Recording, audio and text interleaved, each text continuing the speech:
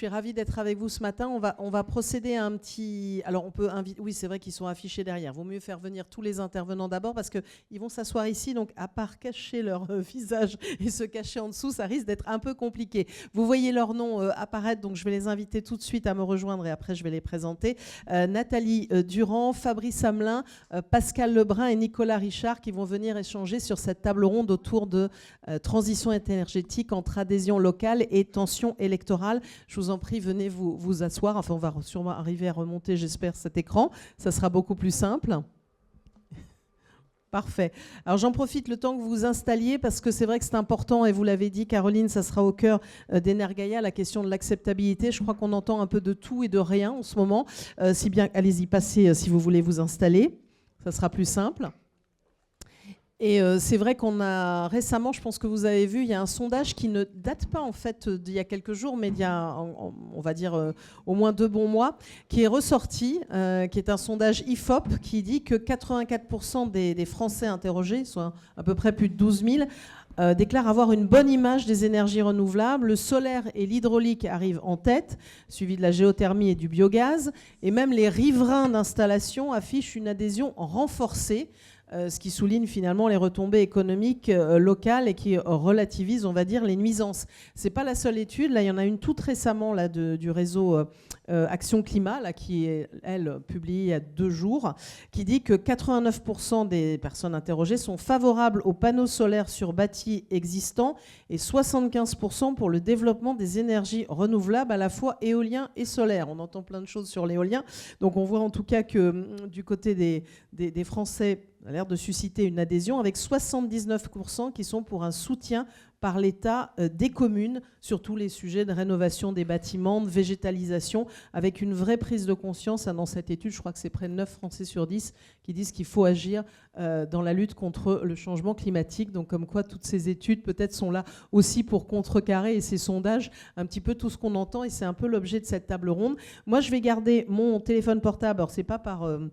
impolitesse, au contraire, c'est parce que pour ceux qui nous suivent en ligne, si vous avez des questions à poser, on va les récupérer par le biais du chat, et donc ça sera parfait pour pouvoir avoir aussi des échanges, et à la fin, on vous laissera quand même, vous qui êtes dans la salle, poser des questions. Je vais présenter tous mes intervenants. Nathalie Durand, merci beaucoup d'être avec nous, déléguée régionale Île-de-France à la CNDP, la Commission nationale du débat public. Donc vous allez pouvoir nous expliquer un petit peu comment ça fonctionne, enfin, même si je pense qu'il y aurait beaucoup de choses à expliquer, mais ça va être très bien de mieux comprendre aussi le rôle que vous jouez. À vos côtés, alors je remonte parce que c'était un peu caché, Fabrice Hamelin, qui est professeur des universités en sociologie à l'Institut d'études politiques de, on dit l'UPEC ou, tout à fait, qui est expert de la sociologie de l'action publique, et vous travaillez beaucoup sur ces sujets d'acceptabilité ou même d'acceptation. Parfois, on se pose la question du mot. Nicolas Richard, conseiller au CESE, vice-président de France Nature Environnement. Vous êtes expert aussi conseil en stratégie écologique, et vous avez été porteur d'un avis sur l'acceptabilité des ENR en 2021-2022. Donc, on pourra avoir évidemment votre éclairage. Et puis c'est bien justement de voir du côté des élus. Alors on avait 2 élus sur cette table ronde, notamment Jean-François Vigier, vice-président de l'AMF et qui est maire de Bure-sur-Yvette. Malheureusement, il s'excuse, il est souffrant, donc il ne pourra pas être présent, mais on a eu l'occasion d'échanger. Donc j'avais noté un petit peu aussi certains points de vue que je pourrais apporter à cette table ronde. Et on est ravis d'accueillir Pascal Lebrun, qui est membre de la commission transition écologique de la MRF, vice-président du syndicat départemental d'énergie du Rhône. Et vous êtes maire vous-même d'une petite commune de 780 habitants, c'est ça, Alix, et vice-président aussi de la communauté de communes, donc un retour d'expérience qui est important aussi sur ces projets. Et c'est pour ça que je vais commencer par vous, parce que rien que mieux de l'entendre aussi un élu parler, vous, concrètement, de ce que vous mettez en place sur le terrain. Peut-être pas encore dans votre village, c'est ça, pas dans votre village, mais en tout cas à l'échelle évidemment de la région. Je vous en prie. Oui, bonjour à tous, merci de nous avoir accueillis. Oui, alors les sondages que vous nous avez donnés, ils sont plutôt rassurants, parce que c'est vrai qu'on se rend compte que les habitants ont compris que la transition énergétique, écologique est nécessaire et qu'il faut décarboner. Donc voilà. Le plus embêtant, c'est surtout quand on leur dit, ben voilà, vous allez avoir, je donne un exemple, une éolienne à côté de votre maison. C'est là où ça va poser le problème de l'acceptabilité. Mais sur le principe, on part dans le bon sens. Que vous dire au niveau de... oui, donc je suis maire d'une petite commune dans le Beaujolais, on est sur un territoire qui, voilà, comme beaucoup de territoires, ce n'était pas une priorité dans un premier temps. Maintenant, notre communauté de communes a un plan climat. Et puis même au niveau du SCOT, voilà, il y a une volonté. On est sur un territoire un petit peu particulier puisque c'est un territoire très touristique avec des vignes. C'est le Beaujolais, hein, un territoire très vallonné. Donc par contre, l'éolien a beaucoup plus de mal à passer. Mais sur le reste, il y a beaucoup plus d'acceptabilité, surtout si on travaille sur des cônes de paysage qui permettent de préserver donc, à la fois les paysages et puis de permettre différentes énergies renouvelables. J'imagine aussi qu'il y a du dialogue qui se crée par la force des choses. Si vous dites qu'il y a un petit peu d'opposition, par exemple des questionnements sur l'éolien, il faut bâtir aussi un dialogue avec ces habitants. Alors, on arrivera bientôt dans la période électorale. Oui, c'est pour ça aussi qu'on évoque ce sujet-là. C'est pour ça. Donc le sujet encore, on est encore un petit peu tôt pour l'instant. Mais c'est vrai que je prends un exemple. Hein, si je dis à mes habitants, on va faire un parc éolien ou on va faire un un parc solaire au niveau de la commune, c'est quelque chose qui ne sera pas automatiquement accepté. Par contre, en effet, qu'est-ce que ça va rapporter aux habitants? Je prends il y a 70 ans, 75 ans, 80 ans, lorsque les syndicats d'électricité ont développé l'électricité dans nos territoires, on a mis des pylônes. Ça n'a pas posé de soucis, hein. On ne les remet pas en cause, parce qu'il y avait un besoin, parce qu'on a amené l'électricité, on a amené l'eau dans les différents des territoires, aussi bien en zone urbaine que rurale. Là, si on installe du photovoltaïque, si on installe de l'éolien, et puis on leur dit c'est bon pour le climat, alors à la fois ils sont contents, mais à la fois si ça leur apporte rien, je ne suis pas convaincu qu'un maire qui se bat uniquement pour dire c'est bon pour le climat, ça va suffire. Donc c'est là où il y a le partage de la valeur qui aura toute sa place. Et qu'est-ce que ça va apporter aux habitants d'un territoire? Déjà, et ça c'est quelque chose que demande l'association des maires ruraux, puisque 88% du territoire, il est en zone rurale. Donc c'est pas en solarisant Lyon, en solarisant les toits de Montpellier ou de Paris que ça va suffire. Donc c'est clair qu'il va falloir que les territoires ruraux fassent leur part. On a fait il y a quelques années, en 2023, le grand atelier des maires ruraux, et où on a travaillé sur toutes les thématiques, et aussi bien l'énergie que les aménités rurales. Enfin, il y a eu un gros travail qui était l'équivalent de la Convention citoyenne sur le climat, puisque c'était ni plus ni moins le même cabinet de concertation qui nous encadrait. Et donc on a sorti un livrable qu'on a rendu à l'époque au ministre, Madame Agnès Pannier-Runacher. Et voilà, donc on a réussi, d'ailleurs, c'est ça qui est formidable. On vient de tout horizon, et on était une centaine, et on a réussi à sortir. On a réussi à se mettre grosso modo d'accord. Donc comme quoi les habitants, les maires de petites communes, mais aussi de grandes communes, sont capables de s'entendre, et c'est ce qu'on fait dans nos conseils municipaux. Ça, c'est un petit signal à nos grands élus. Plus exactement, ce que j'étais en train de dire, c'est qu'on ne va pas faire rêver nos habitants s'il n'y a pas un partage de la valeur. Donc à un moment donné, c'est là où il faut parler d'autoconsommation collective. C'est là où il faut parler, pourquoi pas, d'amener des services publics dans les communes. Rentrer aussi des groupes de citoyens dans les gouvernances de ces organisations qui permettent de décarboner le territoire, et c'est ça qui est le plus important. Et alors c'est un petit peu ce qu'avait dit aussi quand on avait préparé tout ça Jean-François Vigier, dans sa commune de Bure-sur-Yvette, où il favorise la pose de panneaux photovoltaïques. On les encourage, même après ils ont parfois des petits soucis avec les architectes des bâtiments de France, mais je pense que ce n'est pas la première fois qu'on évoque ce sujet-là. Il préside aussi un syndicat de déchets, et là il y a le sujet des réseaux de chaleur qui se présente vraiment comme un caractère aussi vertueux, même s'il a souligné la difficulté aussi de la fiscalité qui est lourde, avec notamment des taxes sur les activités polluantes, qui fait que ça rend aussi difficile parfois l'exercice. Et il y a cette notion-là aussi qui évidemment est importante, notamment dans le contexte actuel. Alors pour continuer un peu le débat, je me tourne vers Nathalie Durand pour voir un petit peu quel rôle dans ce contexte-là. Oui, alors vous partagez, en fait, chacun se partage. Voilà, il y a un micro. Normalement, je pense qu'ils sont branchés. Il faut juste bien les approcher de la bouche pour ceux aussi qui nous suivent. C'est pour ça peut-être ici on parle un peu fort, mais en tout cas ceux qui nous suivent en ligne. Quel rôle donc joue la CNDP? L'objectif, c'est pas de faire prendre du retard au projet, bien loin de là. Merci tout d'abord pour votre invitation. Et effectivement, donc la Commission nationale du débat public, c'est une autorité administrative indépendante depuis 2002, donc une des agences de l'État. Et donc effectivement, notre mission, c'est on est chargé de garantir le droit de l'information et de la participation du public. Donc, d'appuyer, d'accompagner ces dispositifs de démarche participative. Et effectivement, finalement, est-ce que ça met en retard ou non un projet? Eh bien, non, parce que nous intervenons vraiment très en amont. Nous ne sommes pas sur les autorisations techniques, les autorisations environnementales.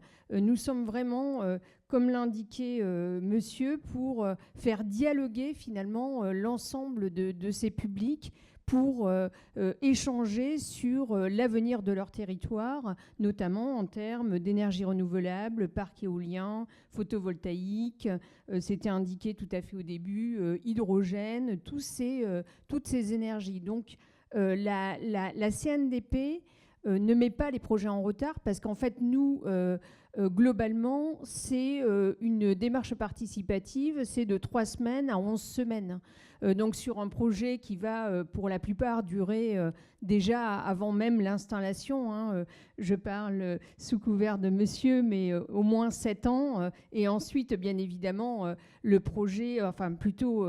la poursuite, l'exploitation, c'est une dizaine, quinzaine d'années.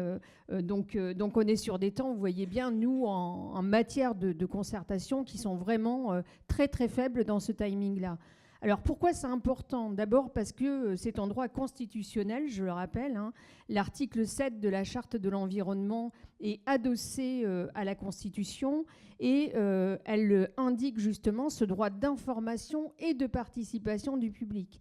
Donc, droit d'information et de participation du public, c'est vraiment important parce que si les citoyens ne peuvent pas avoir accès à une information complète, compréhensible, ne serait-ce que d'être informés sur le projet, déjà dans un premier temps, mais également connaître les objectifs, les caractéristiques, le coût, tous ces éléments qui vont permettre ensuite de débattre et d'enrichir les projets. Alors, comment nous, on accompagne très rapidement ?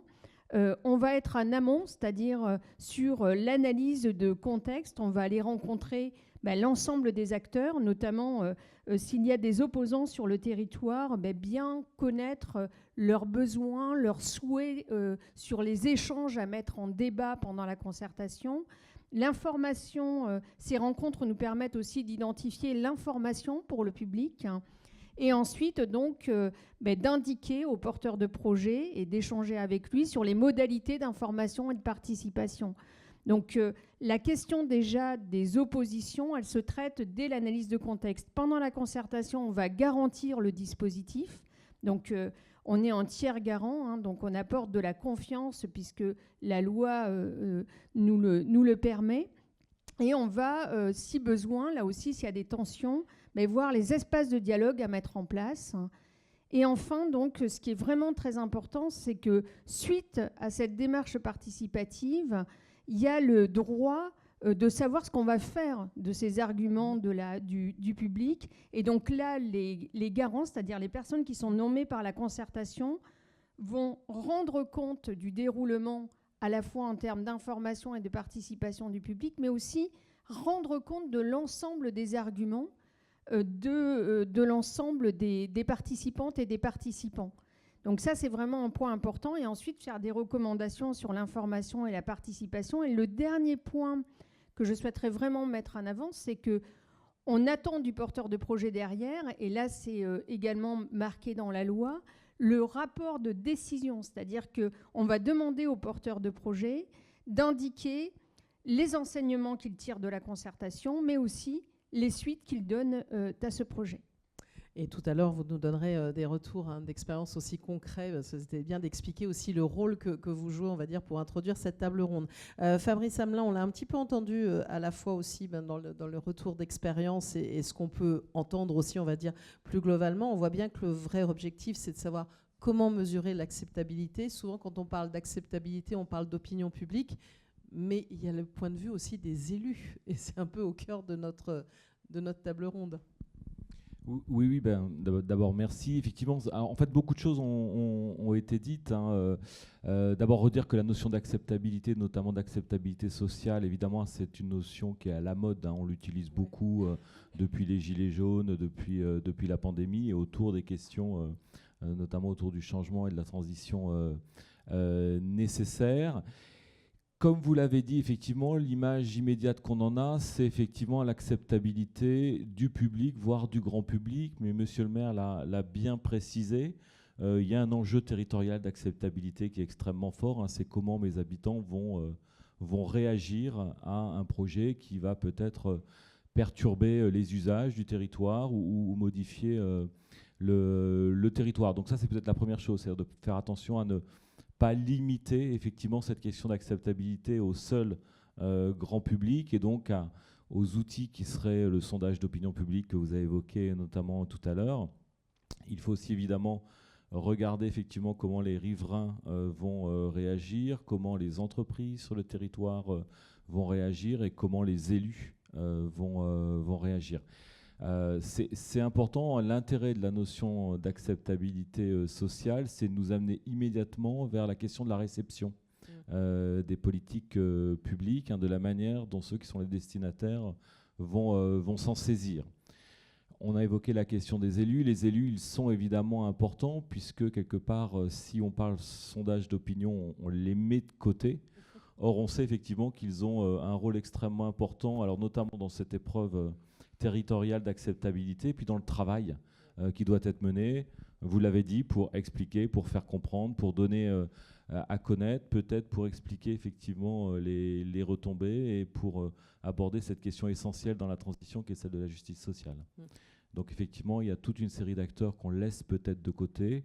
Or, ils sont sans doute une partie de la réponse aux controverses ou aux inquiétudes liées aux transformations en cours.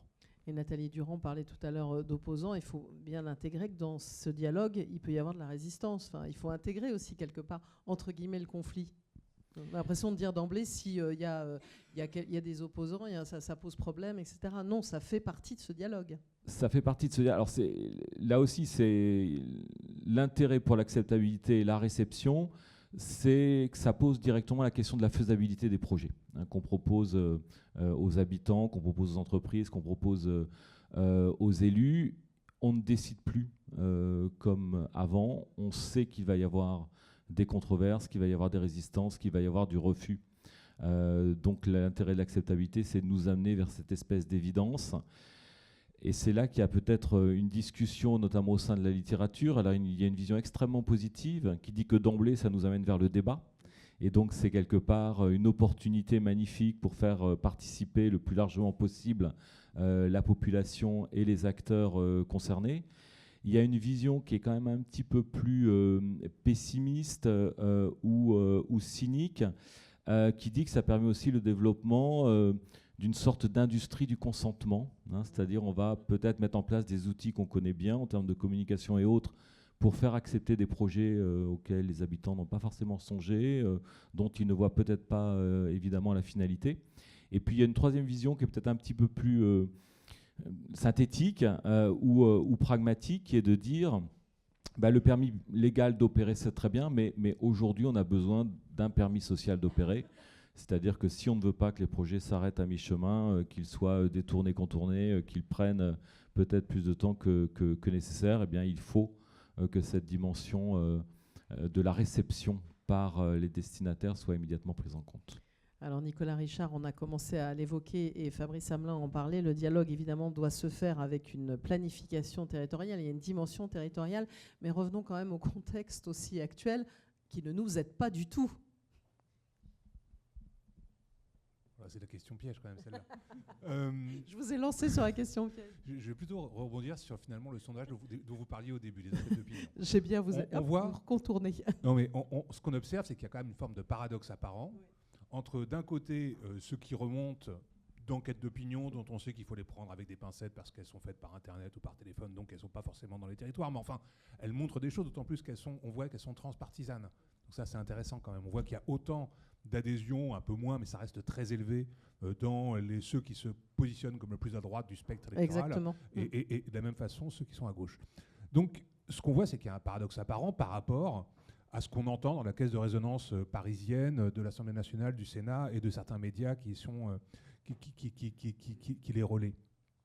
Elle n'est pas complètement factice. Alors c'est sûr qu'il y a une construction politique populiste aujourd'hui qui construit ce rejet, et on voit bien, et le lien avec les élections est direct, parce que finalement, certains maires, en préparant les municipales aujourd'hui, ont tendance à se positionner dans cette lignée-là de peur que ça leur retombe dessus, et c'est légitime. Mais est-ce que c'est vrai ?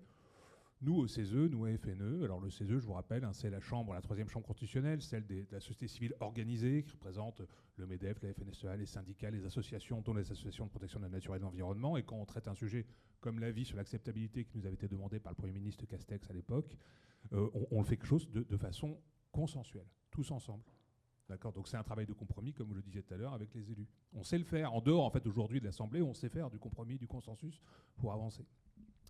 Donc, on a ce paradoxe apparent, et s'il existe un peu quand même sur le territoire, c'est un peu cette question de l'acceptabilité. Est-ce que les projets, en vrai, s'ils sont a priori acceptés par les territoires, par les populations, et d'ailleurs on voit bien que les populations qui sont actuellement proches de projets existants, plus on se rapproche, plus elles sont contentes en fait.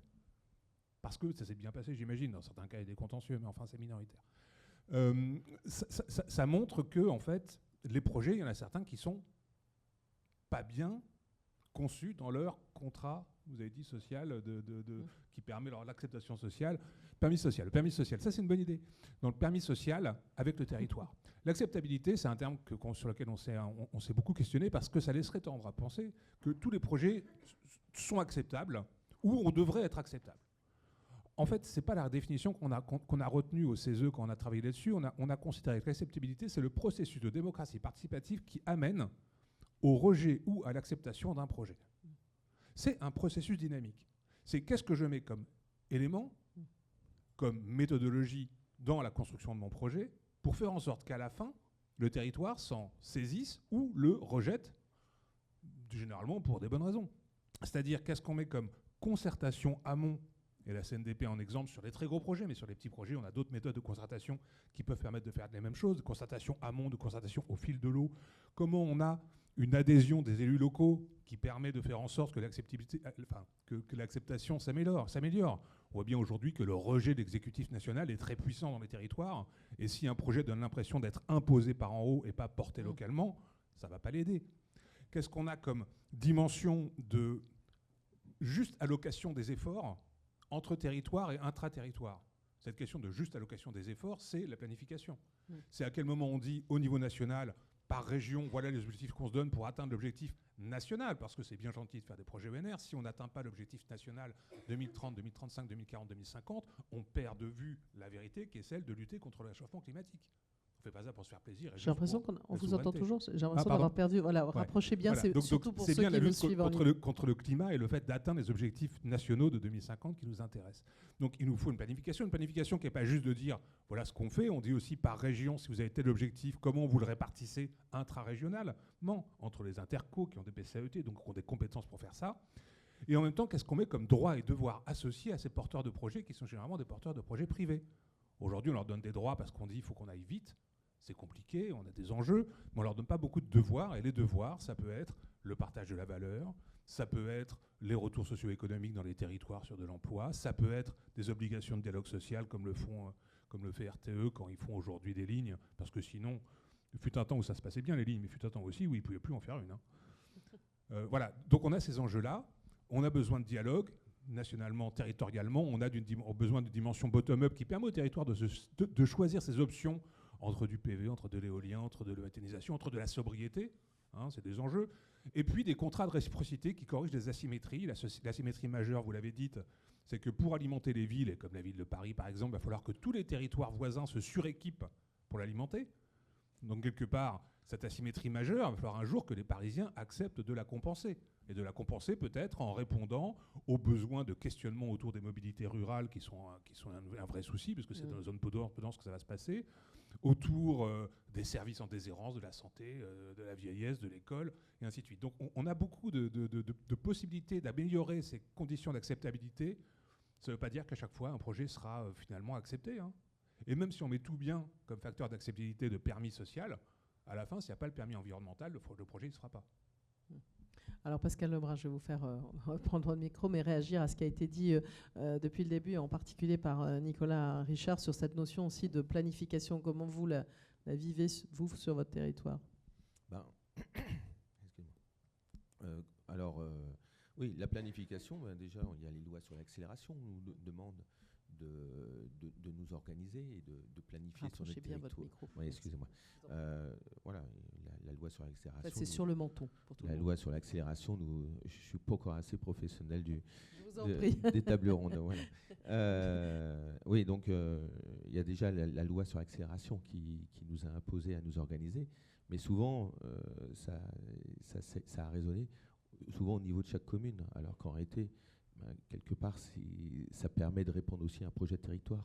C'est-à-dire que si ça consiste à dire j'installe cette installation, puisque c'est une usine hein, en quelque sorte, hein, une installation de production d'énergie, si je l'installe sur la limite voisine de mon voisin, voilà, j'ai répondu aux objectifs et ça me va très bien. Donc il faut vraiment une notion de territoire, il faut que ça se travaille au niveau de l'interco, que chaque commune soit bien sûr entendue. Il y a aussi la répartition de l'affaire, ou de l'IFER, excusez-moi, où au niveau des maires ruraux, on militerait plutôt pour dire aujourd'hui, voilà, il faut 35% pour les communes, 35% pour les intercos et 35% pour le département, ce qui permet, 30% pour le département, pour arriver autrement ça fait 105. Voilà un petit peu la répartition qui nous semble intéressant. Et puis après, il faut arriver, au travers de la concertation, à emmener les citoyens. Donc à la fois, oui, bien sûr, communiquer sur tout ce qui est sur le climat, parce qu'on en a, mais je pense qu'on en a conscience aujourd'hui.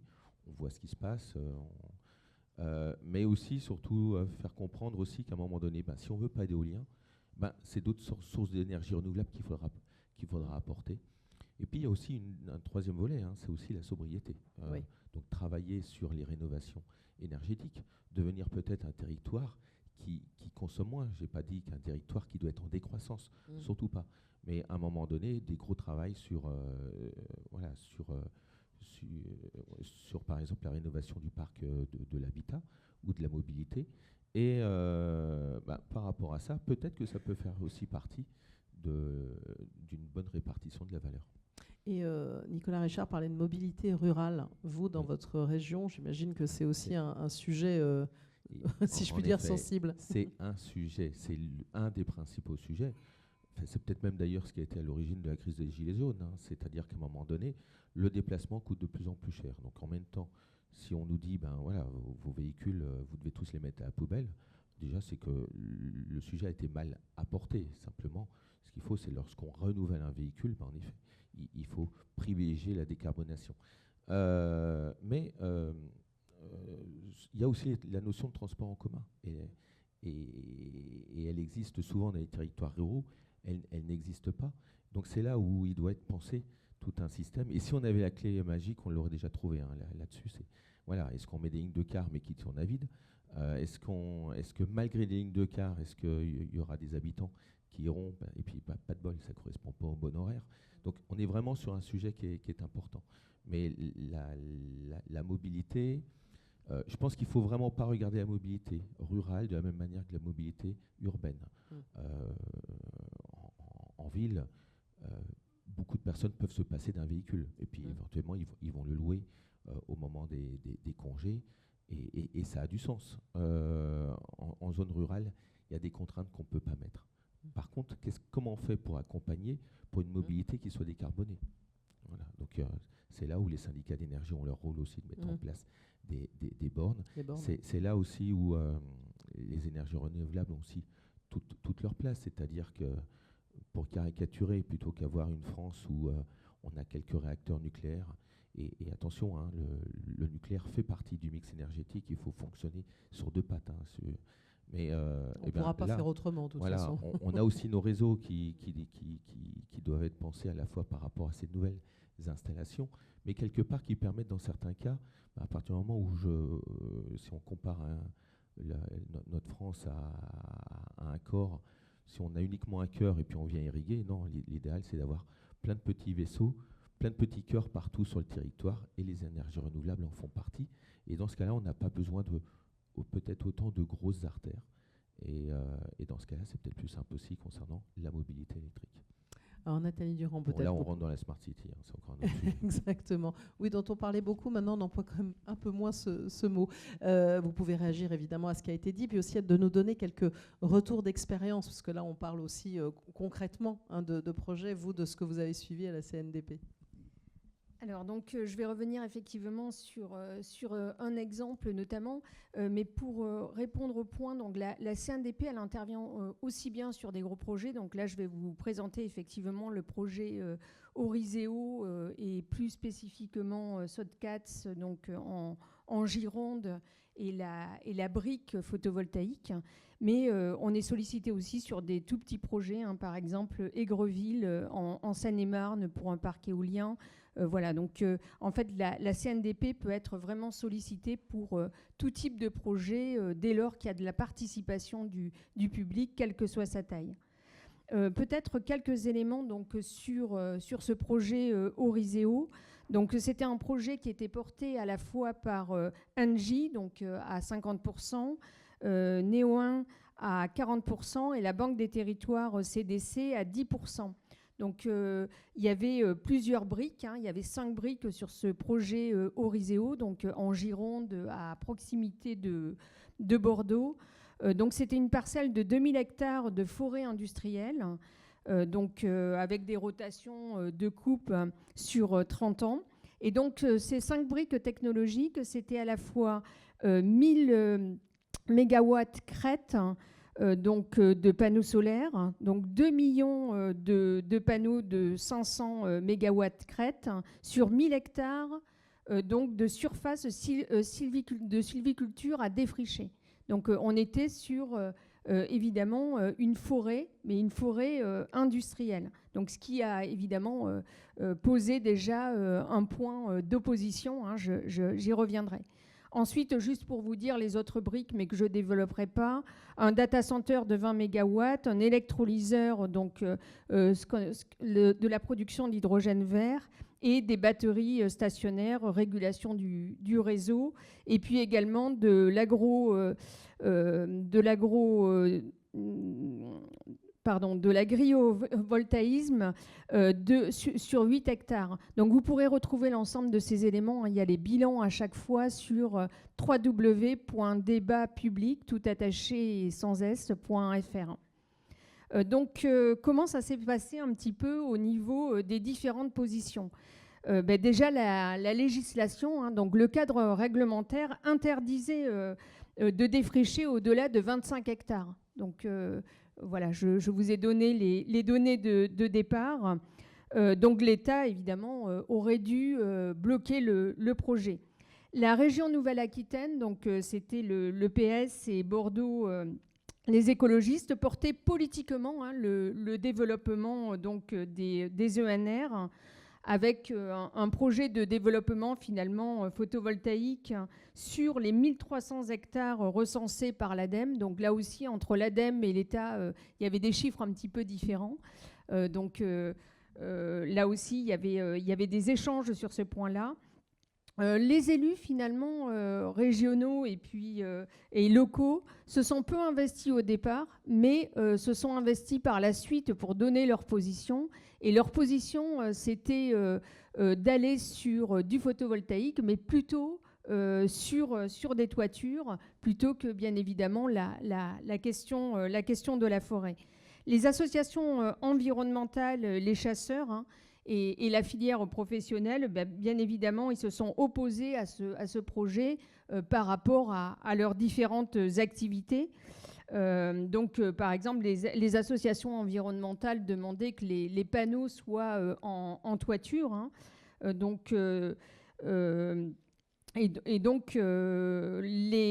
biodiversité et l'acidité des sols dus à cette monoculture du pain maritime, c'était aussi un point qui a été largement souligné. Et également, l'autre argument qui indiquait qu'il fallait conserver ces forêts, c'était bien évidemment le point sur les puits de carbone qui était également avancé. Les chasseurs, quant à eux, c'était une grande parcelle de 7 km sur 4. Et donc, elle était louée pour le tir à grande distance. Donc, évidemment, sur des parcelles plus petites, ça n'aurait pas été possible. Donc, évidemment, il y avait la question de l'opposition par rapport à ce point. Également, donc, il y avait des entraînements de groupes paramilitaires avec des armes spécifiques venant de d'autres régions, donc des entraînements qui s'effectuaient sur cette forêt. Donc là aussi, on a vu immédiatement apparaître, comme sur beaucoup de concertations, la question des conflits d'usage. Finalement, comment justement on permet aussi à chacun de poursuivre leurs usages. La filière bois, donc là aussi les professionnels, la France est importatrice dans cette filière, donc là aussi, si on défrichait, évidemment, l'activité était remise en cause. Et donc, on voit très, très rapidement, finalement, des oppositions se constituer, des acteurs qui n'ont pas forcément les mêmes finalités au niveau de leurs activités, s'allier par rapport à la forêt, par rapport à la biodiversité, par rapport à d'autres éléments. Et c'est aussi ça, les espaces de dialogue, ce que cela crée. Pour aller rapidement... Le projet, finalement, il est revu un petit peu à la baisse suite à tout ça. Donc, à l'origine, je vous ai dit que c'était une parcelle de 2000 hectares avec 1000 mégawatts de panneaux solaires. Aujourd'hui, on est sur 680 hectares et 430 hectares de friches pour la biodiversité. Donc le débat, ça permet justement, même si c'est parfois conflictuel, les espaces de dialogue peuvent être des échanges parfois musclés, mais c'est la possibilité pour chacun d'abord d'entendre les arguments de l'autre, de monter en compétence et ensuite aux porteurs de projet, parce que la CNDP ne prend pas position sur le projet quand elle rencontre des arguments, et donc ça permet aux porteurs de projet d'être éclairés. Donc l'acceptabilité et le rôle des élus sur ce projet, donc encore une fois favorable aux énergies renouvelables, mais bien attentifs aussi à tout ce qui se dit et ont évolué également sur leur position pour dire oui, plutôt sur les toitures. Et juste un point sur l'acceptabilité des projets, je ne vais pas le développer, on n'en aura pas le temps, mais je vous parlais du projet éolien en Seine-et-Marne.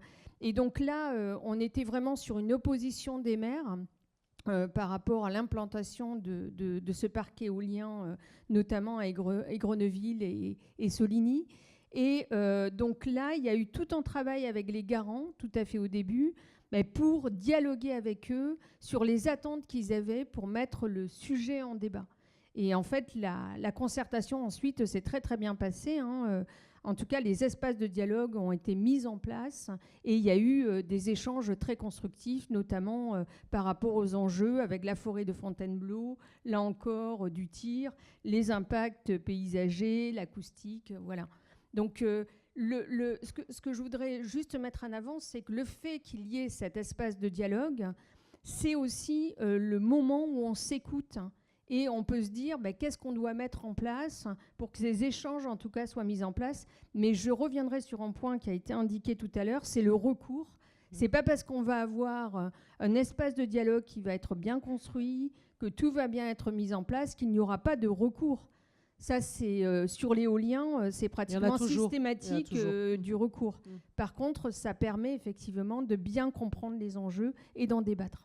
C'est important d'avoir cet exemple concret, de voir un petit peu comment ça fonctionne et de comprendre que le dialogue aussi, voilà, c'est pas totalement, on a besoin de ce dialogue avec aussi, c'est pas nécessairement imposé. Et ça, c'est important de le dire. J'en profite, ceux qui nous suivent en ligne, si vous avez des questions, on me le transmet sur le téléphone, n'hésitez pas à le faire parce qu'on peut en prendre aussi au fil de l'eau. Pour ceux qui sont là, on attendra la fin de la table ronde.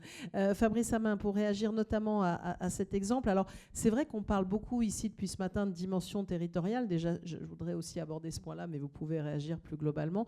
Il y a territoire et territoire.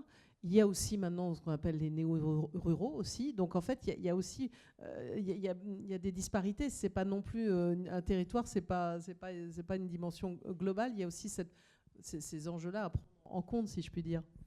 Oui, c'est un point qu'on aborde depuis le début et c'est sur quoi je voudrais d'abord revenir. En fait, ce qu'on parle là, c'est vraiment d'acceptabilité sociale. On met vraiment des groupes et on voit comment ces groupes réagissent. On a parlé des chasseurs, on a parlé des maires, on a parlé des riverains, etc. Donc ça, il faut vraiment l'avoir en tête, c'est-à-dire le social, il faut vraiment le déconstruire si on veut effectivement rendre faisable un certain nombre de projets. Le débat, évidemment, la mise en débat, le développement d'outils participatifs, c'est absolument essentiel, mais ça a été aussi évoqué. Ça n'empêche pas les recours, ça n'empêche pas la mobilisation, parce qu'en fait, rien ne s'arrête avec la décision. Ce qui est le plus important, c'est le moment de la mise en œuvre. C'est quand, effectivement, dans le territoire, les groupes concernés, parce qu'ils ont un usage particulier de ce territoire, parce qu'ils le vivent d'une certaine manière, vont voir concrètement ce que le projet est en train de faire au territoire et à leurs activités. Donc ça, c'est important d'avoir vraiment ça en tête. Et donc oui, le débat, c'est une solution, mais ce n'est pas du tout la solution unique. On peut mettre en place d'autres dispositifs, par exemple des dispositifs de garants qui suivent la mise en œuvre du projet sur le temps long, qui accompagnent, qui rendent compte aux parties prenantes, aux maires, mais aussi aux groupes qui se sont mobilisés. Donc il faut vraiment avoir cette idée-là en tête. Et de la même manière, il y a toute une série d'outils ou de pratiques à développer justement pour toucher ces différentes populations.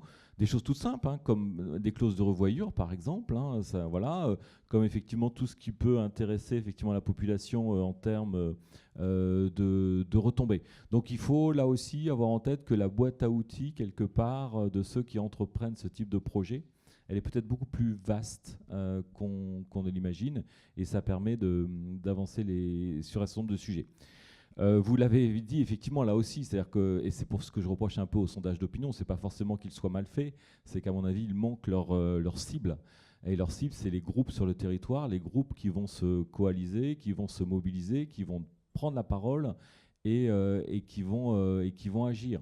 Par exemple, on sait très bien que sur les espaces naturels, on a eu des oppositions très fortes effectivement entre ruraux et néo-ruraux, parce que l'usage de l'espace naturel ou de la forêt n'est pas la même. On va y chasser.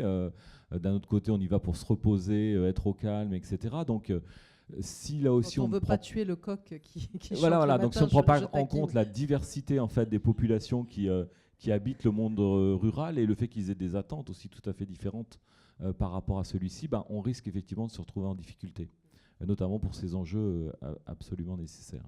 Je crois que Nathalie voulait réagir et puis après, évidemment, je passerai la parole aux autres intervenants. Allez-y. Oui, juste un petit point justement sur cette question de l'information et de la participation du public, finalement, de ce qu'on appelle la continuité de la participation.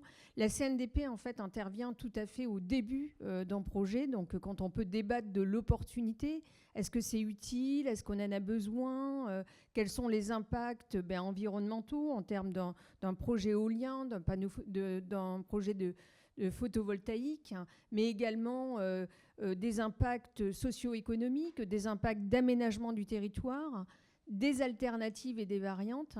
Mais une fois donc qu'on a débattu de l'opportunité, de ce besoin, de son utilité, de son emplacement, etc., si le projet se poursuit, il y a effectivement la possibilité... Enfin, quand c'est obligatoire, il y a l'obligation d'avoir ce qu'on appelle une concertation continue, c'est-à-dire que la concertation continue, c'est après la concertation préalable, donc quand on a débattu de l'opportunité, jusqu'à l'enquête publique. Et donc ça, c'est important parce que c'est ce qui était indiqué là, c'est qu'on va continuer à informer et faire participer le public. Et donc le public, finalement, au début, les marges de manœuvre sont très très larges. Et puis après, sur la concertation continue, on est sur les études approfondies. Donc là, on va avoir... bien évidemment, on va pouvoir débattre de l'opportunité, mais sur des marges plus réduites. Et quand on arrive sur l'enquête publique, on peut toujours, évidemment, débattre de l'opportunité, mais c'est très réduit. Donc, ce qu'il faut comprendre, c'est que plus on va le faire en amont, plus le porteur de projet aussi aura la possibilité d'étudier, d'analyser et d'apporter des réponses par rapport aux arguments énoncés par les participants. Alors Nicolas Richard, quand on préparait cette table ronde, vous nous disiez que les communes rurales peuvent être un petit OPEP, enfin si on enlève le P de... On met photovoltaïque à la place de pétrole, je veux dire, si elles sont bien organisées. Et tout ça, en fait, est beaucoup une affaire aussi de gouvernance locale, mais pas seulement.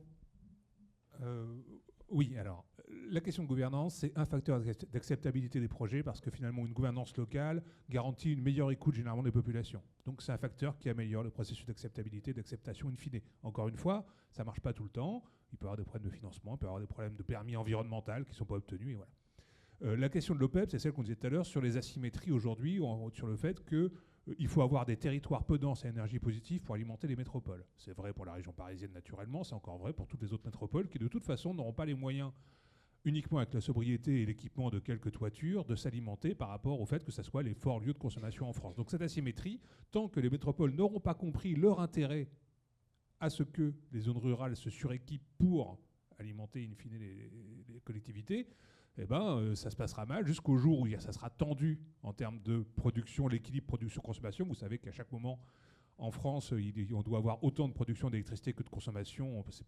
L'énergie électrique ne se stocke pas. Et que donc ça donne un pouvoir à ces zones-là. Aujourd'hui, ce pouvoir, il est mal vécu parce qu'il est devenu, et c'est un peu malheureusement la maladie de l'époque depuis quelques années, comme un pouvoir très descendant et autoritaire qui dit « vous devez vous équiper pour le bien de la nation d'intérêt général » et en fait pour alimenter Paris et les métropoles. D'ailleurs, c'est ce que me disait Jean-François, je vous interromps juste, Jean-François Vigier, avec qui on avait changé, il dit qu'il faut arrêter la verticalité. Donc, voilà. Non, mais ce sentiment de mépris, en fait, je crois que ce qu'il faut dire pour que ça marche, et on a besoin que ça marche, la question de la transition énergétique est une sous-composante de la transition écologique. Vous l'avez dit tout à l'heure, c'est la question de la transition juste. Le sentiment d'injustice des projets qui seraient imposés par le haut, qui ne seraient pas objectivés en termes de plutôt l'éolien, plutôt du photovoltaïque, plutôt de méthanisation, plutôt de la sobriété, plutôt du nucléaire, à aucun moment. Et qu'on a l'impression que c'est imposé comme une dimension, on ne sait pas d'où ça sort. Sur lequel on a des projets privés sur des terrains privés avec captation des profits, mutualisation des impacts. Tout ça, ça ne peut pas fonctionner. Et c'est bien normal, c'est la moindre des choses. Donc cette dimension de justice, elle est, et même justice devant le juge. Enfin, je veux dire, faire un contentieux, c'est jamais que de poser la question au juge si le projet est conforme à la loi ou pas. On a un problème de temps de la justice. C'est ça le problème qu'on a. On n'a pas de problème du fait qu'on aille poser des questions au juge. C'est bien la moindre des choses. Quand on a un doute et qu'il y a une discussion, c'est une façon de trancher le débat par rapport à l'état de droit. Et on en a bien besoin. Mais la question, c'est que le temps de la justice aujourd'hui peut être long et vient compliquer un certain nombre de données. Et en plus, dans certains grands projets, il faut faire attention entre les grands et les petits projets, le fait que la demande de contentieux ne soit pas suspensive fait qu'on se retrouve face à des situations d'état de fait ou du fait accompli qui font qu'on a des projets comme la 69 qui se font sans savoir si ils seront autorisés et pas demandés à être restaurés demain. Donc l'investisseur dit je prends mon risque, mais enfin quand c'est des risques à 1 milliard alors qu'on en cherche, c'est des milliards qu'on cherche par ailleurs dans le budget, on se demande si c'est bien légitime comme façon de faire. Donc voilà, on a besoin de transition juste ou de transition qui soit ressentie de façon juste, équitable dans les efforts demandés au niveau intraterritorial, équitable dans les efforts demandés entre territoires, entre métropole et campagne, au niveau du pays, avec des droits et devoirs. C'est vraiment important. Pas la jungle de la course au profit par les opérateurs. Alors, je sais qu'il y en a peut-être certains ici, c'est des innovateurs, donc ça va. Mais non, voilà, faut pas que ça soit la course au profit. Aujourd'hui, on voit Lucas Chancel qui dit qu'il faut une socialisation de l'énergie, car c'est le nerf de la guerre pour les sociétés modernes. En tout cas, ce qui est sûr, c'est que l'énergie, c'est un bien fondamental de fonctionnement de nos sociétés modernes. Ce n'est pas juste un bien marchand sur lequel on doit rechercher le profit maximum. Et c'est la question qui se pose quand on dit plutôt du PV artificialisé ou plutôt du PV au sol. Aujourd'hui, dans le contexte économique, le PV au sol, c'est le seul qui peut être rentable sans aide. Ok, mais il est rentable sur les externalités environnementales et éventuellement sociales qui sont générées à côté. Le PV artificialisé, si c'est qu'une question d'argent, alors oui, vous voyez bien que le sujet, c'est des questions d'argent en ce moment. Mais quand j'entends un discours de M. Le Cornuillère à l'Assemblée qui fait un discours du fin du mois, alors que tous les indicateurs de la planète nous indiquent qu'on se rapproche de la fin du monde, il va peut-être falloir qu'on se réveille, et les ENR sont une des solutions à cette question. Alors Pascal Lebrun, je vais vous faire réagir, mais j'avais encore une question pour vous, Nicolas Richard, parce que je voulais comprendre quand vous dites qu'il ne faut pas non plus évidemment que toutes les zones rurales alimentent les villes, etc., et que se sentent finalement, on va dire, pas obligés de le faire, mais vous voyez ce que je veux dire. On parle en même temps de plus en plus de décentralisation, de territoires finalement qui peuvent être à énergie positive. Donc j'essaie juste de comprendre qu'est-ce que vous avez en tête dans l'idée que la ruralité pourrait nourrir nos villes.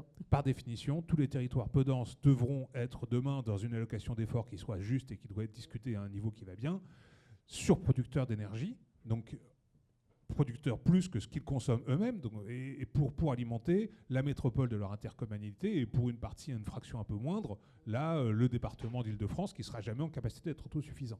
Alors vous allez me dire, oui, mais là-dedans, on va faire du nucléaire, super. Des SMR, vous voulez parler du petit nucléaire, non, du grand, on va faire tout nucléaire. Les SMR, excusez-moi, les SMR, c'est comme la fusion. Hein. Honnêtement, c'est timoré de proposer des SMR alors qu'on pourrait proposer de mettre des soleils en boîte. On ne sait pas le faire. On peut le vendre, ça, on peut capter des milliards. Vous êtes des innovateurs, je ne vois pas pourquoi vous ne vendez pas ça. C'est plus facile de trouver des milliards pour un truc qui n'existera jamais plutôt que des choses qui soient réalistes. Enfin, c'est quand même. D'ailleurs, la fusion, ils trouvent des milliards aux États-Unis pour ça aussi. Hein. Donc, c'est pas ça, les EPR, mais les EPR, regardez, hein, enfin, je veux dire, on sait tellement bien le faire que ça marche pas. Ça coûte 4 fois, ça coûte, je sais plus, on a 6 fois, 8 fois le prix d'origine, ça fonctionne, ça produit, ça fonctionne pas du tout, et on considère que c'est la seule porte de sortie pour à partir de 2038-2040. Bon, moi, je vous le dis, d'ici 2038-2040, tant pour des questions de souveraineté énergétique que pour des questions climatiques, les seuls leviers d'action qu'on a, c'est les ENR et la sobriété. Et l'organisation sociale. Enfin, je veux dire, on n'a que ça comme levier. Ça fait partie de la sobriété structurelle. Donc voilà. Donc aujourd'hui, l'énergie, c'est le pouvoir. On voit bien le pouvoir, la dépendance qu'on a par rapport à la Russie, par rapport aux pays du Golfe, par rapport à d'autres pays producteurs de pétrole, dont on peut essayer de sortir en faisant cette révolution en termes d'aménagement du territoire et de paysage énergétique. Et le pouvoir, il va là où l'énergie sera produite. Et elle sera produite dans les campagnes. Alors, ce levier de négociation, quand ils l'auront compris, collectivement, parce qu'il faut s'organiser, c'est un bon levier qui permet de dire, attendez les gars, alors le problème c'est que ça vient s'opposer à un des prérequis qu'on a imposé dans la transition, mais qui est difficile à tenir, c'est ça ne doit pas coûter plus cher et ça ne doit rien changer. Ben non, ça change les choses et ça ne coûtera pas le même prix. Mais ça ne reviendra pas aux autres. Je veux dire, plutôt que ça aille payer le golf, et peut-être les clubs de foot, ça viendra payer certains territoires, on aura des clubs de foot territoriaux de haut niveau à Châteauroux ou ailleurs, quoi. Enfin, ça nous changera un peu. Mais voilà, donc c'est du pouvoir, il faut s'organiser pour le reprendre. Effectivement, un OPEP, pas seulement du photovoltaïque, de l'éolien, de la méthanisation. C'était pour traduire le P de OPEP. Alors justement, ça peut faire que réagir Pascal Lebrun, parce qu'on parlait justement du pouvoir que pouvaient avoir les communes dans ces sujets. Et peut-être redévelopper, vous avez parlé au début de partage de la valeur. J'aimerais mieux comprendre ce que vous entendez aussi. Vraiment, dans la continuité, c'est vrai que le côté OPEP, hein, c'est vrai qu'aujourd'hui, notre balance extérieure pour acheter des énergies fossiles, c'est 60 milliards au moment où on cherche les milliards. Si on peut produire en local, donc quand je dis local, hein, c'est aussi bien donc, en ville, mais qu'en zone urbaine, rurale, on a tous à y gagner. Alors bien sûr, avec 88% du territoire qui est de la zone rurale, c'est en rural que ça va se développer, c'est là où ça va se massifier, c'est là où les problèmes d'acceptabilité sont à travailler pour mieux répartir la valeur. Il y a aussi la partie artificialisation, c'est-à-dire qu'à un moment donné, si on considère que le photovoltaïque ou l'éolien est une installation qui participe à l'artificialisation des sols et qu'elle est comptabilisée aussi comme cela, ça va poser un problème aussi concernant donc, tout ce qui est l'Oisane, qui pose des gros soucis. Donc je ne sais plus exactement où on en est par rapport à ça, mais c'est vrai que les énergies renouvelables doivent vraiment être mises de côté, parce que finalement c'est d'abord pour répondre à un besoin des villes. Par contre, maintenant, à partir du moment où on les installe en effet en zone rurale, c'est là où ce partage de la valeur a toute sa place. Et Et à un moment donné, si les habitants ont l'impression que, voilà, en ville, il y a tout, l'école, l'hôpital, le médecin, le travail aussi, puisque souvent le mouvement pendulaire, c'est parce qu'on y vient chercher le travail. Puis par contre, on installe quelques infrastructures de production d'énergie, mais qui créent du travail au moment de l'installation, mais derrière, après, peut-être un petit peu de maintenance. C'est pas ça qui va faire rêver. Donc c'est pour ça qu'on revient sur la notion de service public. Il faut vraiment qu'à un moment donné, ça permet aussi de réinstaller, pourquoi pas du transport, pourquoi pas de l'accession à des véhicules moins chers, pourquoi pas aussi, et c'est ce qu'on disait, puisque finalement, notre planète qui se réchauffe, c'est d'abord parce qu'on consomme trop d'énergie. Et donc, isoler nos bâtiments, et alors, on est en pleine prime rénov là, qui se prend des coups de massue, alors qu'il faudrait peut-être plus travailler sur, en effet, parce qu'à un moment donné, il y a peut-être des fraudes, et bien à un moment donné, on jette le bébé avec l'eau du bain. D'ailleurs, il y a une association, je crois, qui est en train de se créer, qui s'appelle Stop Fraude, qui travaille de ce côté-là. Mais de ce côté-là, il y a énormément à travailler. Il y a aussi quelque chose qui est peut-être insupportable pour nos habitants. Alors là, on a souvent affaire à des grands acteurs, donc ce n'est pas eux qui sont avec le téléphone. Mais c'est vrai que quand les habitants ils passent leur temps à recevoir des appels téléphoniques, où on leur dit mettez des panneaux photovoltaïques sur votre toit, mais où finalement il manque le tiers de confiance. Parce qu'à un moment donné, à chaque fois on se dit j'ai pas confiance, même cette démarche, on n'a pas confiance par rapport à cette démarche.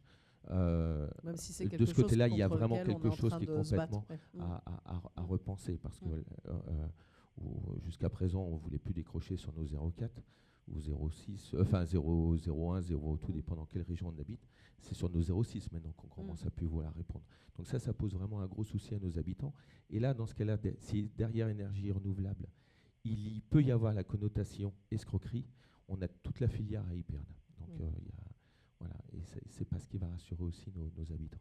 Oui, même si on essaye de plus en plus de lutter et on met en place aussi contre la fraude, parce que c'est clair que ça nuit à tout le monde, de toute façon, de part et d'autre. Alors, j'ai redemandé, mais visiblement, il n'y a pas de questions pour ceux qui suivent en ligne, mais qui n'hésitent pas à les poser. Et puis, je vais passer la parole dans un instant à ceux qui nous suivent ici. Peut-être un dernier tour de table des uns et des autres, un peu pour conclure, même si on pourrait débattre pendant longtemps. Mais ce qui est très bien, c'est qu'au-delà de l'acceptabilité, on a ouvert sur d'autres choses. Je vais commencer par vous, Nathalie Durand. De tout ce qu'on a pu entendre, évidemment, il ressort très clairement qu'il faut maintenir cette démocratie participative, finalement, qui est derrière cette notion d'acceptabilité. Oui, tout à fait. Le mot qui ne sera pas un mot de conclusion, mais un mot d'ouverture, peut-être, ça serait sur la démocratie environnementale. Elle est quand même tiraillée en ce moment et elle semble vraiment importante. Moi, je voudrais vraiment remettre en avant quelques points. Ces démarches participatives, elles ne pourront se mettre en place que si on explique bien le cadre. C'est-à-dire qu'en fait, ce qui était dit là, finalement, c'est quelles sont les réglementations qui s'appliquent au niveau d'un territoire. On a une zone à faible émission, on a une politique au niveau d'un plan climat, air, énergie. Donc, dans quoi agit-on ? De quoi pouvons-nous débattre avec l'ensemble des participants et participantes ? Donc, le cadre, c'est vraiment un point important si on ne veut pas qu'il y ait des participants finalement qui vont parler de la politique énergie, enfin la PPE, alors que nous sommes au niveau du local et que, bien évidemment, Monsieur le maire, même s'il est très intéressé, ne pourra pas apporter en tout cas des réponses qui pourront avoir une force au niveau national. Donc, une fois qu'on a bien défini ce cadre, ça permet vraiment aux porteurs de projets de bien identifier le territoire. Parce que le territoire, finalement, qui d'autre peut mieux en parler que les habitants de ce territoire ? Donc, il y a bien évidemment dans une concertation les experts. Et c'est très important, qui se rencontrent d'ailleurs très souvent, ce qu'on appelle plus largement les parties prenantes. Mais ce qui fait aussi la force de ces démarches participatives, c'est le vécu de tout un chacun. Et ce vécu de tout un chacun, quand il est échangé, il permet toujours d'apporter de nouveaux éclairages et souvent des solutions auxquelles on ne pensait pas au départ. Je vous donne un exemple, par exemple, sur la ville d'Arcueil, lorsqu'ils ont fait le plan de stationnement. Il y avait un cabinet d'études qui a fait une étude très très rigoureuse pour indiquer quand est-ce que les voitures étaient garées, donc les dates, les jours, et l'expérience d'usage quand on a été faire des ateliers dans les quartiers où les gens disaient « oui, très bien ». Effectivement, à cette date et à cet horaire, il y a encore des places de stationnement. Par contre, quand je suis à 19h tel jour dans telle rue, eh bien là, nous avons des difficultés. Donc c'est vraiment cette complémentarité et cette manière de challenger qui apporte également d'autres complémentarités, d'autres éclairages pour le projet.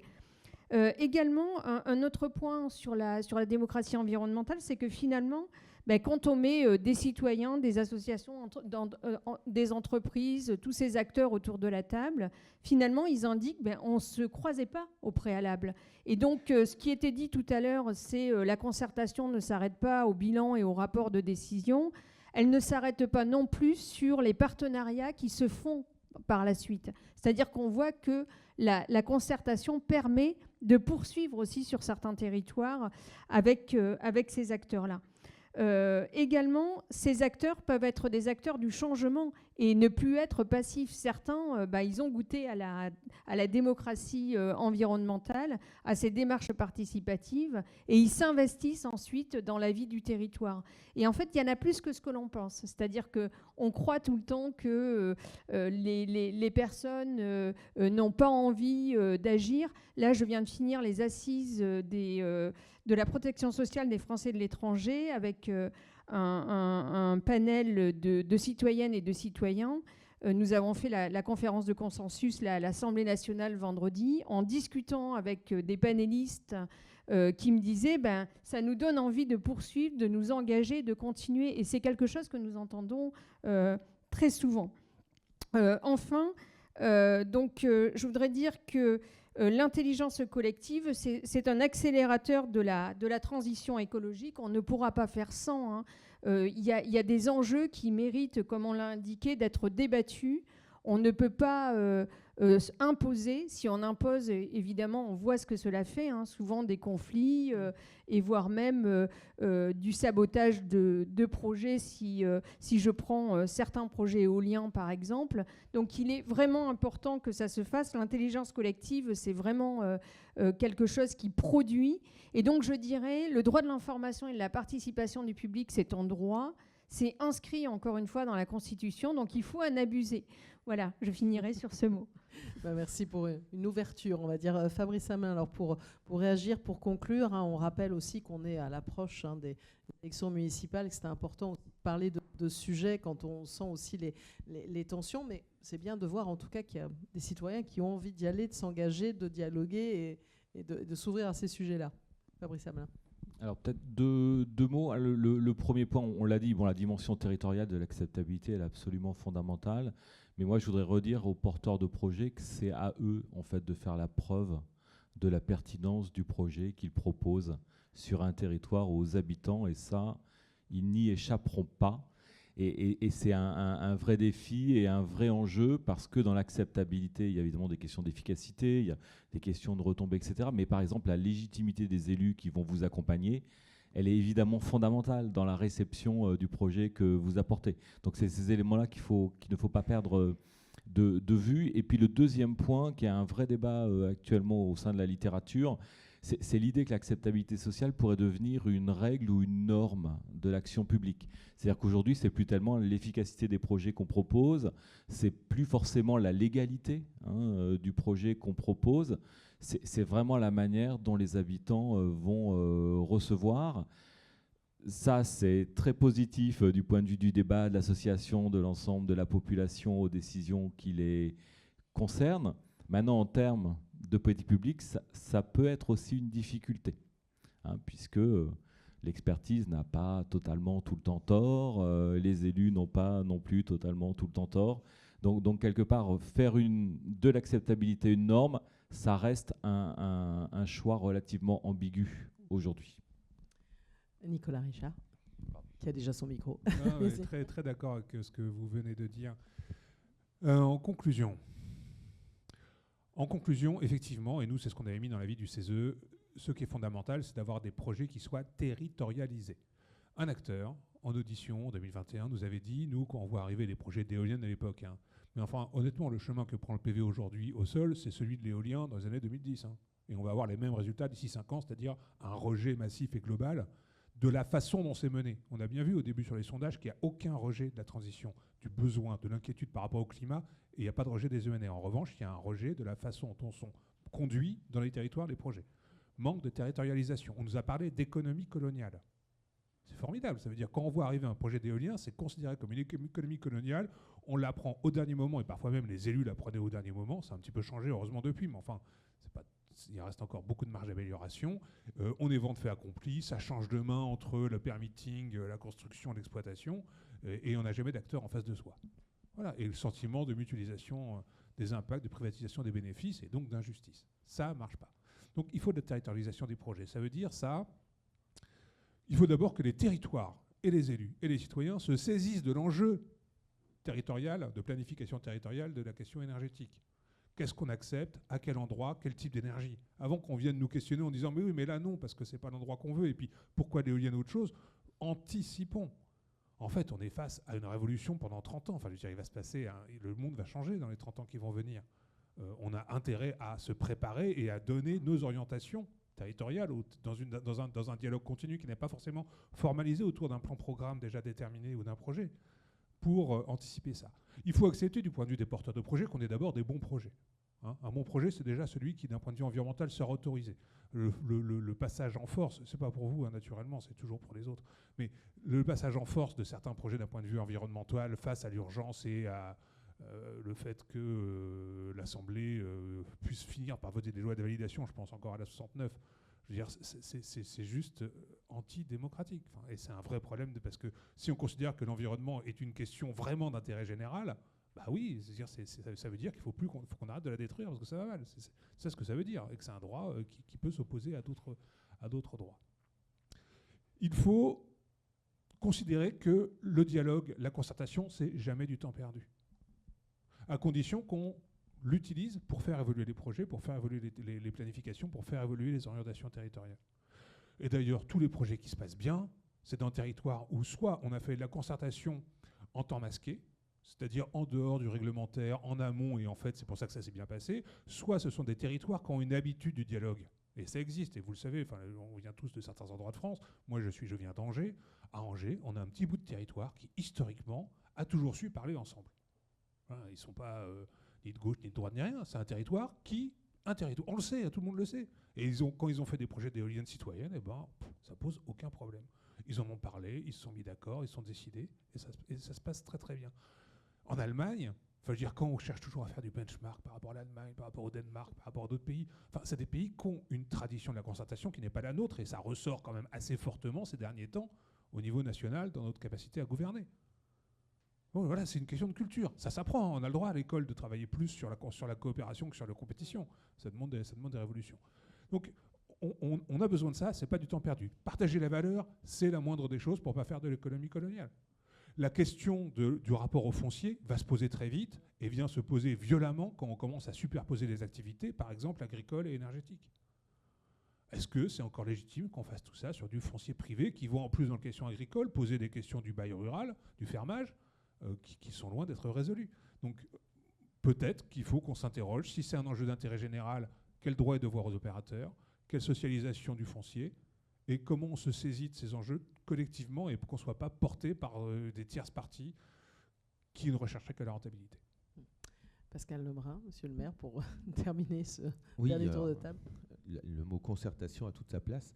On est à 5 mois exactement aujourd'hui, 5 mois du premier tour des élections municipales, et on a souvent un problème sur nos territoires, c'est qu'on a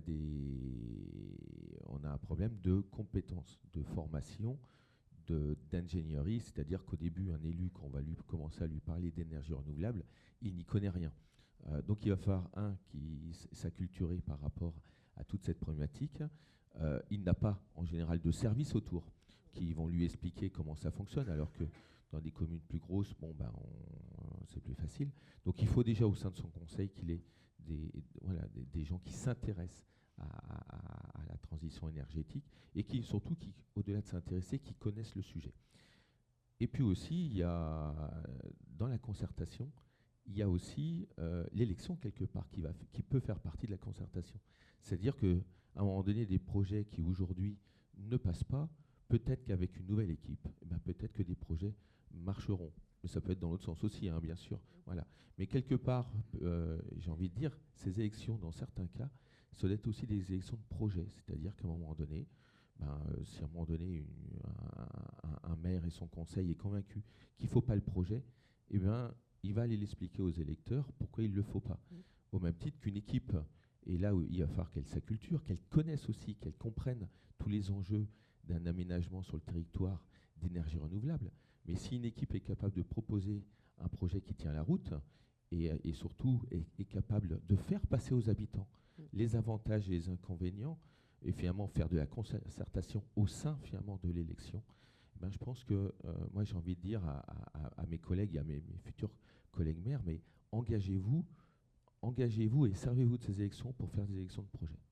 Ça serait une belle conclusion. Et Jean-François Vigier, le maire de Mur-sur-Yvette, qui n'a pas pu venir, nous parlait justement d'ingénierie, en disant que ça sera la future, si on peut dire, fracture territoriale. En tout cas, c'est un gros sujet à aborder sur ces questions-là. Et c'est vraiment, en question de compétences, c'est aussi un des sujets soulevés grâce à vous sur cette table ronde.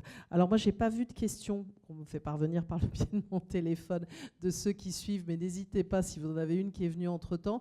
Et est-ce que ici, dans ceux qui sont physiquement présents à cette conférence de presse, il y a des questions à nos intervenants? N'hésitez pas. Voilà, il y a une main levée. Est-ce qu'on peut... Ou alors c'est mon micro qu'on récupère, ou il y a un autre micro quelque part? C'est que vous puissiez surtout être entendu aussi de ceux qui sont... Alors on va récupérer un sur scène si ça ne vous dérange pas. Voilà, merci. Et on va vous passer un micro, je vous en prie.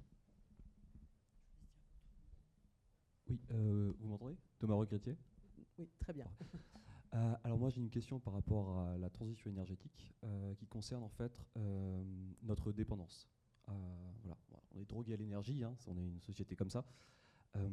Et effectivement, si on reprend un peu le passé, en 1992, Deng Xiaoping a dit « Le Moyen-Orient a le pétrole, nous, on a les terres rares ».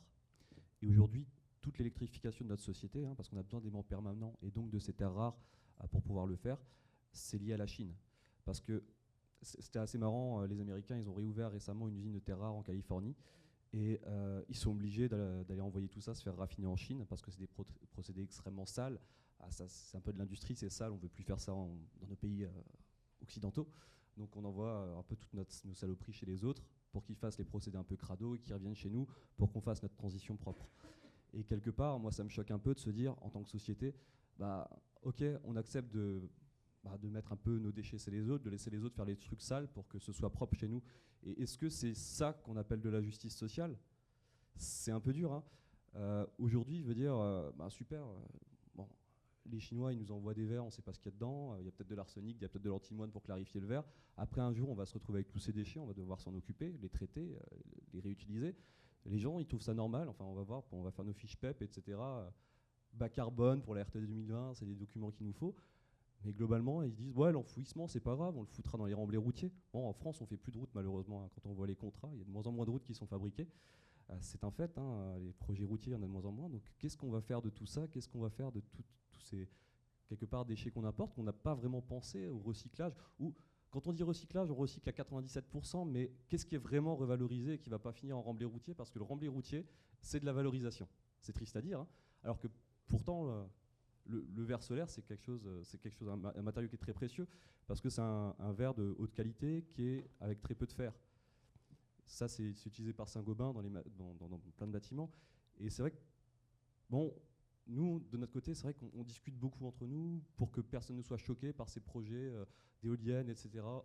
Alors que dans d'autres pays, ils se posent beaucoup moins la question. Ils ont besoin d'énergie pour évoluer. Et...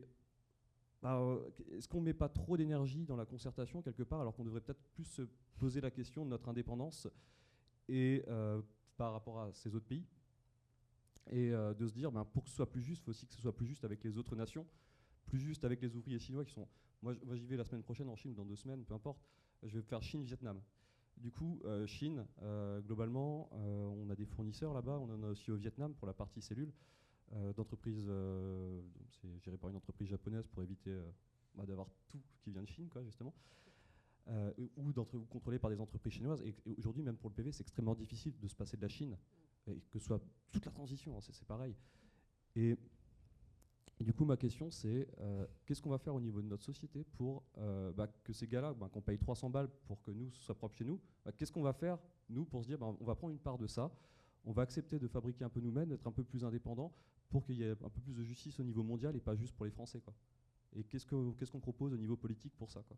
Voilà, c'est ma question. Elle est vague, hein. Elle est très vaste. Elle est vaste, même si on commence évidemment à penser à fabriquer, on va dire, Made in Europe, parce que Made in France, c'est compliqué, mais il y a des réflexions qui sont engagées là-dessus, mais là aussi, c'est un grand débat. Alors là, on ouvre plus largement au-delà de l'acceptabilité, mais question de transition juste, qui veut y répondre? Qui veut s'y coller? Oui, allez-y, Nicolas, Richard.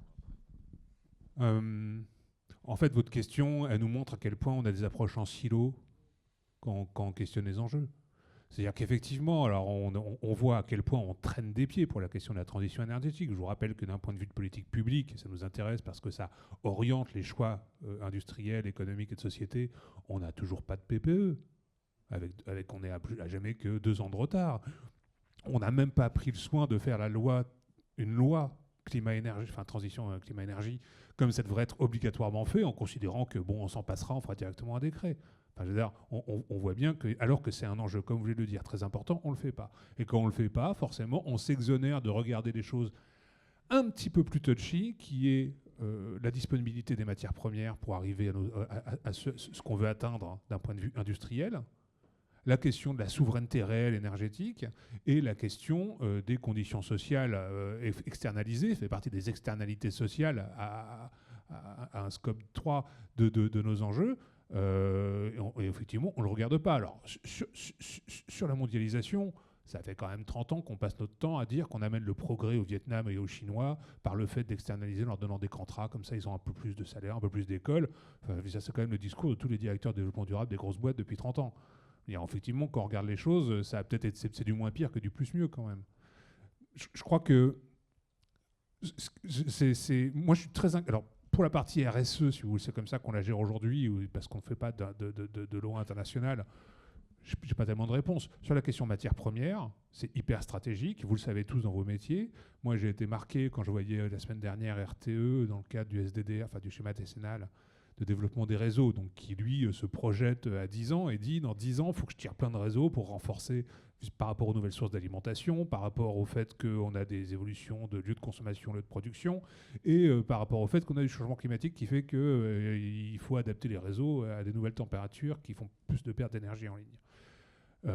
Ils disent, nous, quand on a décidé ce qu'on va faire à 10 ans, donc eux, ils font de la planification, ils ne peuvent pas faire autrement, après, il faut qu'on se dépêche d'aller contractualiser la disponibilité des matériaux pour le faire.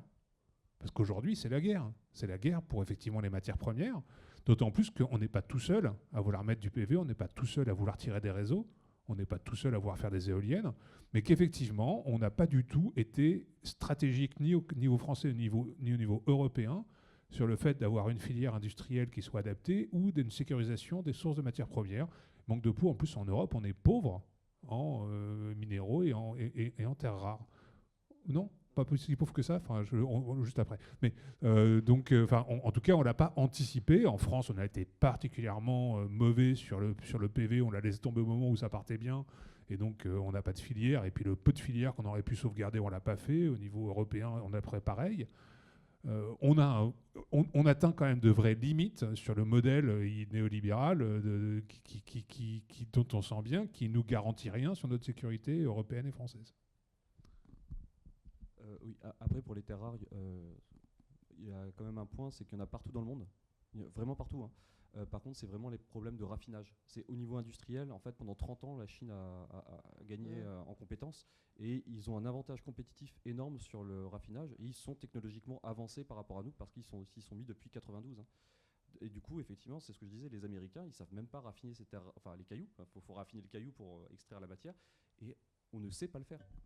Alors visiblement, on va le faire. Enfin, c'est comme tout. Je suis en train de chercher, il va y avoir une première usine en France de recyclage et de raffinage de terres rares qui doit ouvrir fin 2026. Voilà, donc on est en train de commencer, c'est comme je disais, sur la fabrication des batteries, le recyclage des batteries. On commence à mettre ça en place, mais comme on dit, on a besoin d'accélération sur ces sujets-là. C'est pas avec une usine de terres rares qu'on va pouvoir alimenter et de raffinage de terres rares la totalité de nos ambitions. C'est intéressant en termes de concertation. Comme on ne fait pas de politique publique, on ne fait pas de concertation vraiment, et on ne fait pas de construction collective de ces projets, ou de questionnement. Je veux dire, cette PPE, comme elle n'existe pas, on n'a pas vraiment ensemble... Enfin, ce serait tellement intéressant d'avoir ces échanges avec un cabinet du ministère, dont le ministère de l'énergie, vous avez vu, il passe un coup à l'environnement, et après il retourne à l'économie. Il fait des lieux comme ça, on ne sait jamais où il est. C'est ce genre de discussion qu'on devrait en avoir en amont, qu'on devrait avoir depuis 3 ans pour savoir quelle stratégie on construit derrière. Et dans quoi on met nos sous-sous, parce qu'on n'en a pas tant que ça, on n'a pas le droit de se manquer beaucoup, enfin, à chaque fois. Voilà. Donc on est en déficit de concertation au niveau national pour orienter les politiques publiques, parce qu'il y a un moment, la démocratie, c'est pas juste de la démocratie élective avec un blanc-seing pendant 5 ans, c'est une démocratie au fil de l'eau avec les acteurs qui font, les acteurs socio-économiques, les acteurs sociaux, qui font le relais des territoires. Oui, allez-y, bien sûr, vous pouvez réagir. Juste deux réponses rapides pour revenir un peu à notre sujet. C'est un peu ce qu'on disait, c'est-à-dire qu'aujourd'hui, les solutions techniques proposées par des experts, légitimées par des élus, ça ne fonctionne plus. D'où cette question sur l'acceptabilité, si on veut effectivement que les projets soient faisables. Ça pose une question importante qui est celle du concernement, tout simplement. Aujourd'hui, on se mobilise parce qu'on se sent concerné ou on ne se sent pas concerné, et à ce moment-là, on va peut-être laisser de côté toute une série de sujets. Par contre, la réponse positive, ça va être de dire, en fait, l'acceptabilité, ça se travaille. Donc, effectivement, les éléments que vous faites entrer autour de la justice sociale à un autre niveau de gouvernement, ça peut effectivement être un objet effectivement de discussion et de débat. Donc c'est peut-être là qu'on s'en sort de manière positive. Nathalie Léron, vous voulez réagir ? Juste pour compléter et aller dans votre sens, la question finalement du cadre du débat dont je parlais tout à l'heure, c'est quelque chose qu'on a bien en tête à la CNDP, notamment avec les 6 EPR, donc les débats publics qui ont eu lieu sur Penly, Gravelines et Bugey, où, comme c'était dit juste à l'instant, on n'a pas de politique pluriannuelle de l'énergie, on n'avait pas de plan de financement.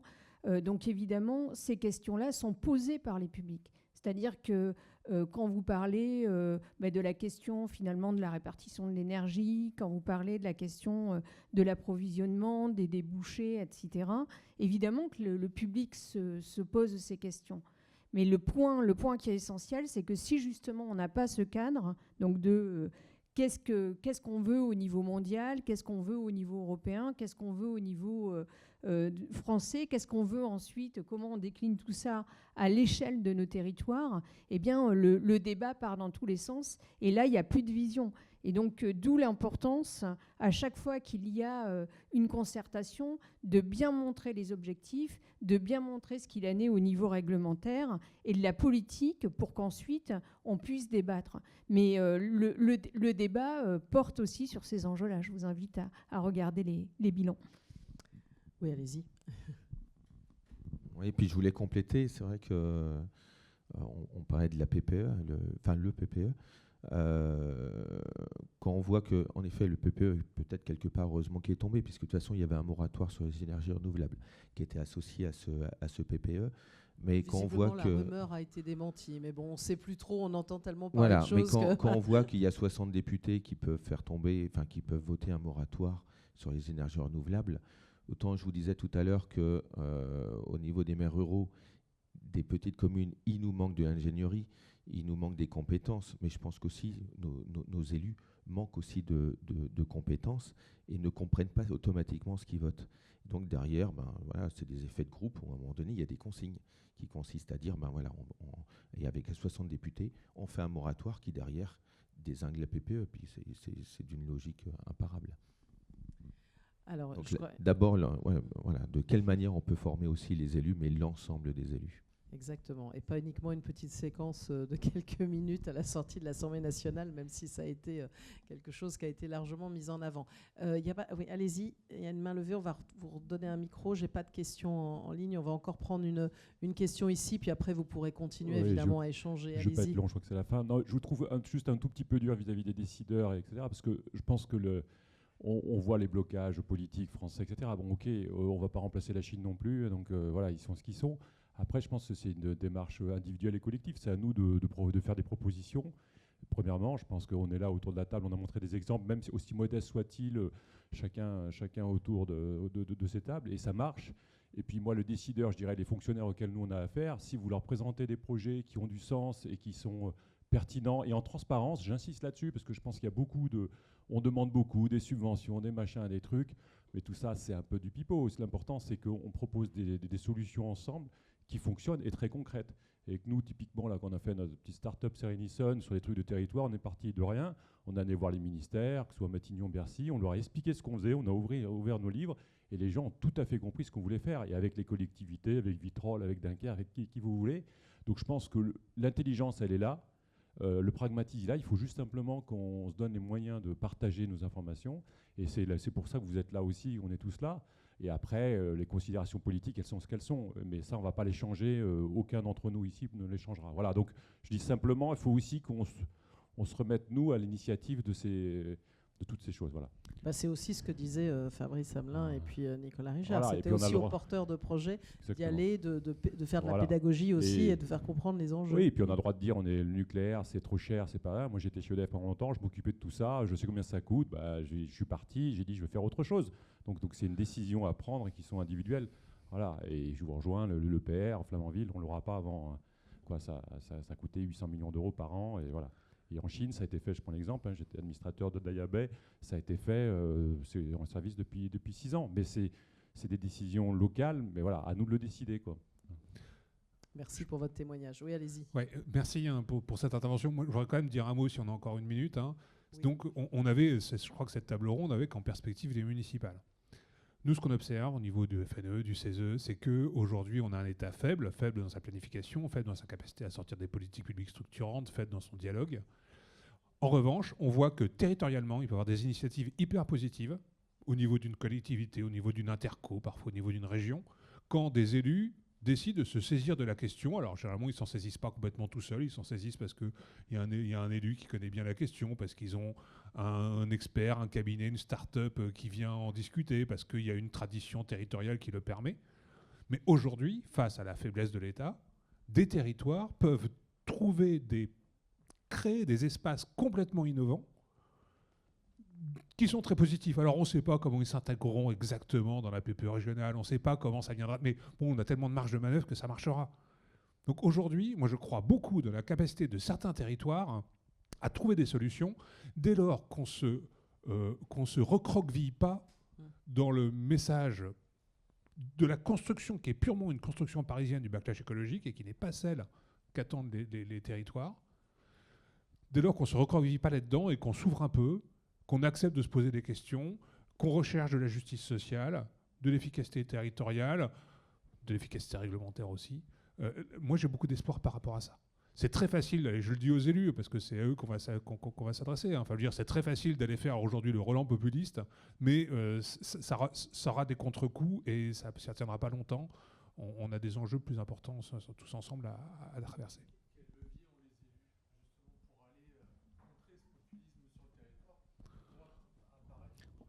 On vous donne un micro pour qu'on vous entende. Vous avez commencé à dire quels leviers ont les élus pour ceux qui nous suivent encore en ligne et ne vous ont pas entendu. Oui, parce que c'est effectivement, il faut se saisir de la question, il faut amener tout un tas de réponses, etc. Mais aujourd'hui, vous dites qu'il faut sortir du green bashing au niveau parisien, etc. Mais ça, c'est ce que globalement, on observe comme relance sur le territoire. C'est qu'on va reprendre ces éléments de langage-là, qui sont repris dans certains médias, dans une certaine presse aussi. Et c'est ça qui va remonter lors des concertations en CNDP, globalement, parce que j'en ai suivi, j'ai suivi Oriseo où je me suis déplacé. Les arguments qui arrivent ne sont pas des arguments factuels, scientifiques. On est sur du ressenti, il n'y a plus rien à voir avec la science. Donc comment est-ce qu'on va contrer ça au niveau des élus et quelles clés on donne aux élus locaux Monsieur le maire ici peut aussi amener des réponses, mais quelles clés on va donner à ces élus qui ne sont pas équipés, comme vous l'avez dit, d'un point de vue technique pour amener des réponses? C'est parce qu'ils n'ont pas la compétence ou parce qu'ils n'ont pas le staff, parce qu'il y a 500 habitants, mais c'est à eux qu'on va poser la question.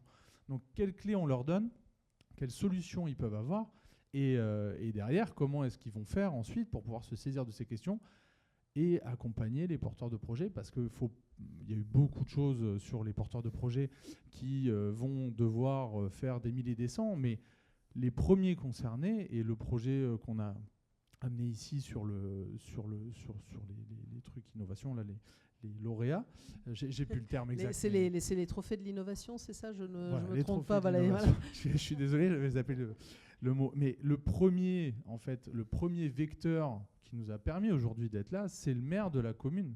C'est le maire de la commune qui a porté une vision, qui a partagé ça sur son territoire, et qui a passé du temps, et qui a passé énormément de son temps, oui, là-dessus, et qui est monté en compétence et qui a pu parler à tout le monde. Donc comment est-ce qu'on fait aussi pour sensibiliser les élus et pour leur donner les clés? Voilà. J'ai 2 petits mots rapides, puis je laisserai la parole à monsieur le maire aussi. Moi, je pense que ça a été dit, c'est-à-dire qu'il y a quand même une question de formation. Donc les associations de maires ruraux ou de maires de France ou présidents de communautés d'agglo, etc., jouent et doivent jouer un rôle déterminant là-dedans. Nous, à l'IEP de Fontainebleau, on forme les élus, y compris sur ces questions-là. Donc voilà. Donc la vraie question, c'est peut-être le statut de l'élu, la disponibilité de l'élu, les moyens qu'il a effectivement, lui, de s'investir. Et puis, je pense qu'il y a toute une série d'organisations qui apportent aussi très volontiers leur soutien aux élus. Donc je pense que les élus, ils ne sont pas du tout seuls s'ils trouvent les bonnes ressources. Par contre, dans une petite commune, effectivement, il faut trouver du temps, il faut trouver l'énergie, il faut trouver les moyens de le faire.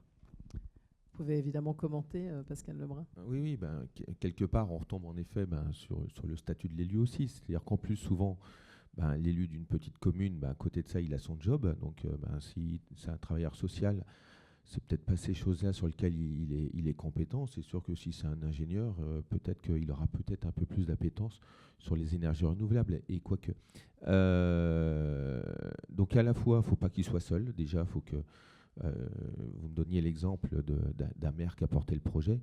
Est-ce qu'il était seul ou est-ce qu'il avait aussi une équipe municipale avec lui? Parce que est-ce qu'il était retraité? Est-ce qu'il était dans le métier? Il y a tout ça.